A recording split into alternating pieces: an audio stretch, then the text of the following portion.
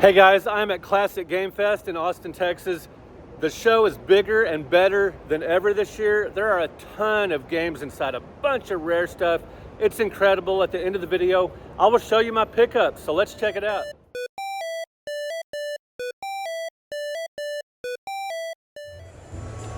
It's a massive vendor hall. I've done Classic GameFest every year since they started, well over a decade ago. Great show. Let's look at some booths.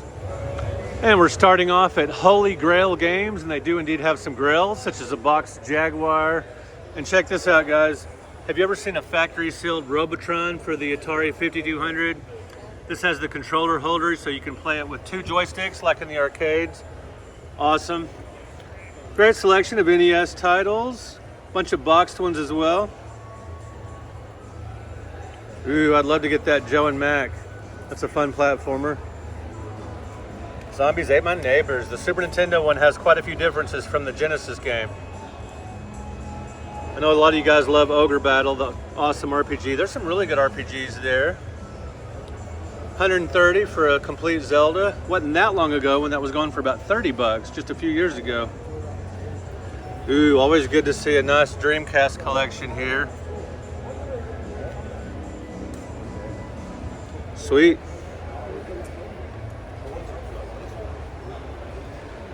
Tetrisphere, that's a fun one. Mortal Kombat 4, that was a pretty tough one to find. For that one's 800. And the grails just keep coming at Holy Grail Games, including Musha.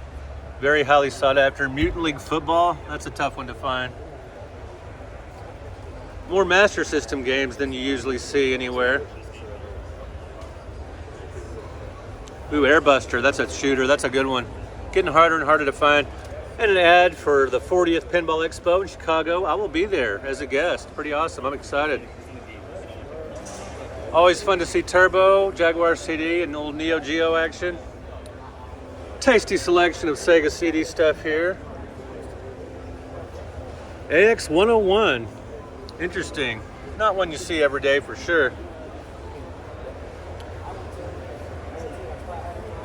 This is definitely the most video games I've seen at a Classic GameFest ever. This is their biggest and best show yet, with the most vendors.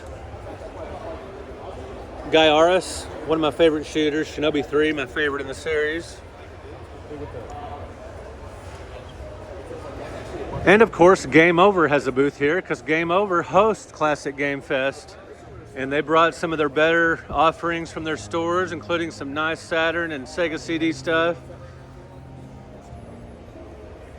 2 copies of Plasma Sword for the Dreamcast. Same price, I would buy the one below. It looks better shape than that one. Interesting stuff here. And some CD-i. Don't see that every day. Or do you want to see that? Neo Geo. Ooh, Lords of Thunder. That was what a lot of people are looking for. Futurama has gotten insanely expensive for the Xbox, and I think the PS2 one is kind of pricey too. And Game Over brought some of their NES stuff as well, including Karnov, one of my favorite platform shooters, and Double Dragon, 150 bucks now for a CIB copy. These games just aren't getting any cheaper as time goes by. Even though a lot of people speculated about the crash of the retro gaming market, it hasn't happened yet. Ooh, some second generation stuff over here, guys, including in television. Some nice Sears releases there. And ColecoVision, you guys know how much I love that console. Probably sick of hearing me talk about ColecoVision. And we continue on to Tronics Repair and Games. And they definitely have some grails, including Earthbound. The Goosebumps Horrorland, holy cow, that's gotten expensive. I actually have a copy of that game. I may have to sell mine. I don't ever play it, but wow. Donkey Kong 3, the 3-screw variant, one of my favorite games for the NES. How you doing, young man? Doing good. All right, glad to hear it. Holy cow. Some very nice Switch stuff there. Some graded games. I know all of you love graded games so much, 100%. There's not a single person who doesn't love graded games. Just a little joke from us. Actually, you know, for some of the rare stuff, graded games is a great way to keep them in nice condition and all that good stuff. Anywho, let's go on here, guys, because they got a lot of more rare games. A lot of more, is that really proper English? I don't think so. Let's just say they have a wide selection of rares. Kiwi Craze, that's a fun game that you just don't hear about that often. It's very hard to find. Zaxxon's Mother Base 2000. I remember playing this and being very disappointed with it, but I'm definitely keeping my copy because it is a tough one to find. And I do play it occasionally. I just don't think it lives up to the original Zaxxon. Always cool to see Game Boy stuff in the box. Always nice to see Game Boy boxes because they're fragile and typically got thrown away. Amazing stuff here.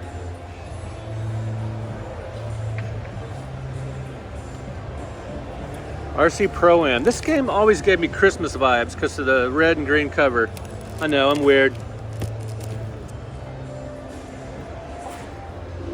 All right, guys, funny story. Early in mine and my now wife's relationship, when we were going out, we went to go see No Escape with Ray Liotta. And I really wanted to see this, you know, big action movie. And we went and saw one of her movies too. I don't remember which one it was, but it was much better than No Escape. Terrible movie, but you know, the game, let's just say it's better than the movie and leave it at that. And here's a really interesting booth with a nice assortment of classic and more recent games. Part of the Alien, definitely a tough one for the Sega CD. If you're a Saturn or Sega CD fan or Genesis fan, this is an incredible convention. There's a ton of Sega stuff here. Just mind-blowing. Bust to Move, very tough to find. Shining the Holy Ark, holy cow. Speaking of holy, that's a holy grail for sure. Yeah, there's a bunch of Saturn stuff that you rarely see. Die Hard Trilogy, I thought that game would maybe hit the $100 mark at some point, but it seems to have leveled off a little. But some of these games, man, are just getting so freaking hard to find. That's a fun one. Iron Man, Exo Manowar. Who remembers Exo Manowar from Valiant Comics? And some really nice stuff for the N64 and Super Nintendo here. Donkey Kong Country 3. Remember I got my copy for 20 bucks about, gosh, I don't remember, 15 years ago? All this stuff's gone up a lot in the last decade and a half. Which is great if you got it, not so great if you don't. But it just shows the interest in people wanting to actually play these games the original way, on original hardware, using original cartridges. And here's something you don't see every day. A Magnavox Odyssey 100. After the original Magnavox Odyssey, Magnavox produced a series of plug and plays basically, and you don't see these too often. I really like the 100 because I love the orange coloring, and it's got the original hookups and everything. Extremely cool. All right, guys, and proof they will let just about anyone in to Classic Gaming Expo. It's Wes. Wes, how you doing, man? Pretty good, man. What's up? It's great to see you. It's great to see a DFW guy here. Very cool, even if it's just you. So we are rocking it. So have you looked around a little bit? Have you had a chance to check out all the booths? Not really. Not really. Well, you need to, because there's a lot of great stuff here, including at your booth, I must say. I have to admit, you got some great stuff here. Thanks, sir. Certainly. Yeah, like I said earlier, man, this is an incredible show for Sega CD, Sega Saturn, Dreamcast. Excellent stuff. Thanks, Wes. Thank you. Hope you guys have an awesome show. Take care, buddy. And check this out, guys. Some games I have never seen. Wizard of Oz, Below the Root, War in Middle Earth, based on the works of J.R.R. Tolkien. Very cool. These are for the Commodore 64. Just gorgeous boxes. Alice in Wonderland. I love stuff like this. I'm something of a shelf collector at times. I buy stuff sometimes just because it looks good on the shelf. I play plenty of games, but these would look absolutely cool in the home of yours truly. Great stuff. All right, guys, check it out. Yellow Rose Retro Games and More in Houston, Texas has some incredible stuff here, including Bubble Bobble Part 2. Super fun game. I wish it weren't so rare so more people could play it, but you know, you can always emulate or whatever. Fantastic game. Some more Sega CD rare stuff. Hyperstone Heist. Everybody seemingly is looking for that game. And Bucky O'Hare, over the years, that game has just gotten a reputation as a fantastic game. Amazing stuff. And as we continue looking at Yellow Rose Retro, again, just a ridiculous amount of Sega CD games, including Robo Aleste. This is a fantastic shooter. A lot of fun. Some of the cardboard box games, those are really hard to find in nice condition. This is a fun one. Wonder Dog. Hard to find though. One of my favorite games on the Sega CD. Super fun.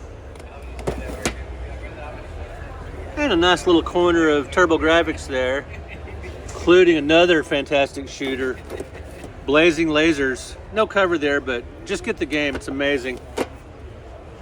Ooh, Parasol Stars. That's a tough one. Nice. The Story of Bubble Bobble 3. Great game, tough to find. Just all kinds of boxed excellence, including one of the worst games ever, Dr. Jekyll and Mr. Hyde, but I love that cover. Love me some horror-themed games. Great stuff. And as we go around here, we see some imports, some Super Famicom stuff. What a show. This is one of my favorite booths at the show for many reasons. Check out these incredible standees. Everybody's excited about the forthcoming Beetlejuice movie, so wouldn't surprise me if he sells that today. Masters of the Universe, I really like that movie a lot. I think it's underrated. And he's got some incredibly rare games here, including Mighty Final Fight. I saw a copy of that CIB at Movie Trading Company many years ago, probably 20 years ago, and passed it up for $22 like an idiot.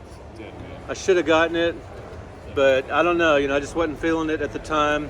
Web of Fire, obviously the Grail of the 32X, great stuff. Unbelievably rare stuff here, guys. And, let's take a closer look behind the booth. And we've got some really nice graded games here, including Street Fighter, the movie. Not my favorite game, but it looks amazing on display here. Castlevania on the Go. I was excited when that came out. I believe it was the first time you could play Castlevania anywhere else besides the NES or, Famicom. This is my favorite color of the N64. Super cool, the grape. Now, I didn't have an Xbox until the Halo Special Edition came out, and I ran right out and got one. Typically, when I buy a game console, I need some incentive other than just getting it, like a price break or a special edition console. Oftentimes, I'm a late adopter because I play a lot of older games and usually don't feel in a rush, but I definitely picked up my Halo Special Edition Xbox and very glad I did when it came out. Super cool. All right, guys, here's a rarity that I've never seen before. A Street Fighter II, the new Challengers press kit. Let's open it up and take a look. Wow. That is really cheap random crap you could get at Target. But you know what? That case is incredibly cool, extremely rare. I love this kind of stuff. The promotional materials, because it's produced in such small quantities relative to the games, because they're just sent to media outlets. Back in the day, before the internet and everything, this was the way promoted games, just sending stuff to newspapers and magazines and everything. What we have here, we have Whacker Critter for Sega Genesis, and it's a pretty unique game, pretty straightforward. So you have, you're just basically just whacking them all, and you see that you have this controller on the back. Now it's a complete game, and what's really interesting is you see that you have this controller pictured on the back here, but when this game released with this controller made by Innovation, Sega actually gave them the ban hammer and said, hey, you can't sell this, and actually ordered them to be destroyed. So there's only a handful in existence. They're actually extremely rare. I think the last one I saw sell was in 2007. That was a post I found on Reddit. But in order to actually play this game, you need this controller because you can only get past a handful of levels before you need all 9 buttons. Wow, so that is incredibly cool. How much are these worth? It's speculative. I've been offered $700 in trade for it already. And this game's not that rare. I mean, you're talking a $30 game. Game Exchange has basically set up an entire store here with row after row after row of games. And it took them 12 people and all day Thursday to set up this massive booth. really impressive. And they have some Sega CD and Saturn stuff. Very cool. Now, I bought my copy of the 3D controller with Nuts into Dreams years ago at the Screw Attack store in Dallas for $25. They had a bunch of them. Now that goes for $200 or $300. Pretty impressive booth. This is one of the coolest booths here. Extremely well organized. Huge selection of Genesis and Master System games. Love collecting for the Genesis. The boxes are typically easier to find than for the Super Nintendo because they're plastic for the most part, and people would tend to keep plastic boxes where they might throw the cardboard ones away. This is a really fun game. Dragon Fury, some sort of adventure pinball action, and Dragon's Revenge. Oh, I played it. Awesome. This is all my personal stuff. And some super rare grails here, including Musha, Grindstormer, Ristar. That's a platformer that more and more people are wanting to play, and the prices are showing it for sure. Nice, minty fresh copy of Splatterhouse 2, one of the more desirable Genesis titles. More Sega greatness on this side of the table. Love me some Thunder Force. It was a late release when they stopped doing the plastic cases. And some imports for the Master System, Yeah, you would like it. If you do find it, it's including Strumps, aka Smurfs. Just gorgeous condition on these games. That's a fun one. yeah, this is just down my personal. Don't see the Master System road rash very often. Incredible stuff. What an excellent booth. Sealed copy of a TurboGrafx game and some minty fresh ones. Ooh, Black's Box, CIB. Can't go wrong. And we are back at my booth, and as promised, I will show you my pickups. I got this strategy guide for Dungeon Master Skullkeep 2 for $1 at the Game Over booth.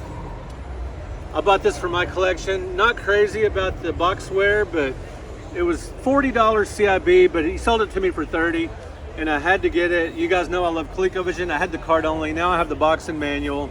I may upgrade the box at some point, but you guys know how much I love Dr. J. Julius Erving, my favorite athlete of all time. Had to grab that. And I got Mutant League Hockey for $55 in the box. No manual, but I've seen it card only for $55 and $60, so that was a great deal. And I got this really weird little Pong clone for $1 at the Game Over booth. And it's just batteries, and you hook it right up to your CRT television for basically Pong type action. All right, guys, let me know in the comments. Did you go to Classic Game Fest this year? Have you been to this convention ever before? It's amazing. It's gotten bigger and better than ever. If you only went to their early shows, you've got to make it back out to Austin for Classic Game Fest. It's gotten massive, as you can see. So signing off now, gonna go play some games, more likely, hopefully sell some books. We'll talk to you guys in another video. Thanks for liking, subscribing, and all the good stuff. Talk to you later.